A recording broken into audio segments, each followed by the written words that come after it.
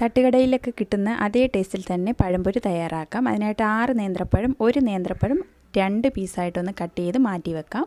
ഇനി വേറൊരു ബൗളിലേക്ക് 1 കപ്പ് മൈദ ചേർത്ത് കൊടുക്കാം. മധുരത്തിന് ആവശ്യമായിട്ട് 4 ടേബിൾ സ്പൂൺ പഞ്ചസാരയും 1/4 ടീസ്പൂൺ ഉപ്പും ചേർത്ത് കൊടുക്കാം. ഒരു കളറിനകത്ത് 1/4 ടീസ്പൂൺ മഞ്ഞൾപ്പൊടി കൂടി ചേർത്ത് കൊടുത്ത് ഇതെല്ലാം കൂടി ഇനി നന്നായിട്ടൊന്ന് മിക്സ് ചെയ്തെടുക്കാം. പഴംപൊരി നല്ല ക്രിസ്പി ആയി കിട്ടാനായിട്ട് 2 ടേബിൾ സ്പൂൺ അരിപ്പൊടി കൂടി ഇതിലേക്ക് ചേർത്ത് കൊടുക്കാം.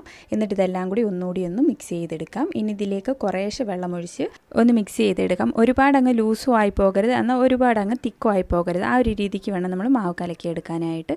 ഈ ഒരു പരുവത്തിന് വേണം നമ്മുടെ ബാറ്റർ തയ്യാറാക്കിയെടുക്കാനായിട്ട്. ഇനി ഇതിലേക്ക് കുറച്ച് കറുത്ത എള്ളു കൂടി ചേർത്ത് കൊടുക്കാം. ഇത് ഓപ്ഷണലാണ്, ഇഷ്ടമുള്ളവർ ചേർത്താൽ മതി. എന്നിട്ട് ഇതെല്ലാം കൂടി നന്നായിട്ടൊന്ന് മിക്സ് ചെയ്ത് ഒരു 10 മിനിറ്റ് ഒന്ന് റെസ്റ്റ് ചെയ്യാനായിട്ട് മാറ്റി വെക്കാം. 10 മിനിറ്റ് കഴിയുമ്പോൾ ചൂടായ എണ്ണയിലേക്ക് ഇട്ട് തിരിച്ചു മറിച്ചൊക്കെ ഇട്ടൊന്ന് ഫ്രൈ ചെയ്തെടുത്താൽ നമ്മുടെ പഴംപൊരി റെഡിയാണ്. അപ്പോൾ ഇഷ്ടമായിട്ടുണ്ടെങ്കിൽ ലൈക്ക് ചെയ്യാനും നമ്മുടെ ഈ ചാനലൊന്ന് സബ്സ്ക്രൈബ് ചെയ്തൊന്ന് സപ്പോർട്ട് കൂടി ചെയ്യാൻ മറക്കല്ലേ.